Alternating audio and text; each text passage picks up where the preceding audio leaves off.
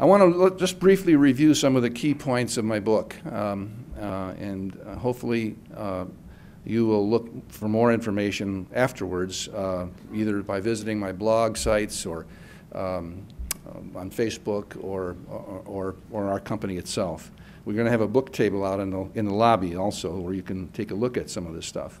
But first we need to understand the 5 workplace generations. If your company is like most of those that we work with, and over the last 35 years we've worked with well over 20,000 of them throughout the Chicagoland area and the Midwest, there are no fewer than 4 generations in your workplace, working side by side at the same time, each with its own language, each with its own unique ways, each with its own lifestyle and giftedness, which is probably the word that I like the most out of those that I just peeled off.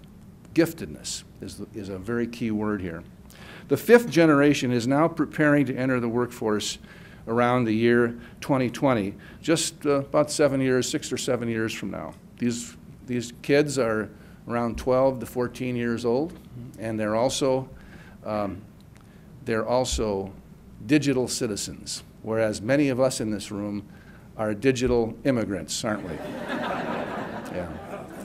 Yeah. And, you know, being a digital immigrant, as I am, I have to work hard at everything I do on the digital network. And I push myself hard, and I still couldn't hold my own against the 12-year-old kid. So that's what's happening. That's the 5th generation that's going to be staring at us in just a few years. The breakdown occurs something like this, very close to the traditionalists are the oldest of the generations. They were born before 1946, and guess what?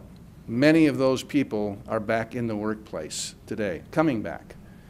They've left the workplace, many of them, and their 401k ran out of gas, and now they're back in the workplace, and they're going to be here for quite a long time. Thank you. So that's the first group. The second group, the baby boomers, were born between 1946 and 1964. Funny thing, a lot of those folks retired early too. And guess where they're coming back to?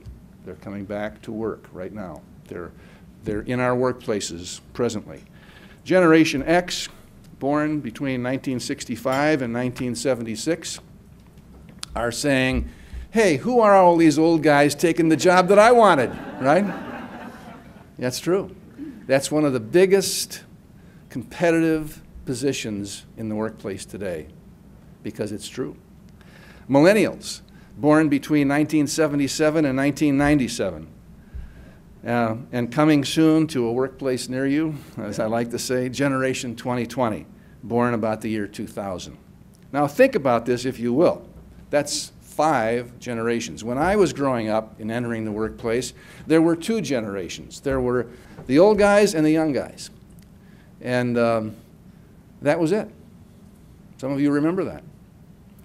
But now there are 5 very distinct and very gifted groups of people. And guess what? They have lots of options. They have lots of options. It isn't like I've got to listen to what the old guy says or the old lady says or whoever they're looking up or down at, because they know that if they are a creative, technology-based person, they have lots of choices, and they will continue to have more and more choices. To work effectively with these workers, you will have to be prepared to understand and become a part of their network. Whether you have to work extra overtime on that to figure out how to get on Facebook and text them, it's worth it. It's worth it, because that's the way they want to talk to you. This book of mine gives insights into each group and provides the necessary coaching tools to become what I like to refer to as a generational coach.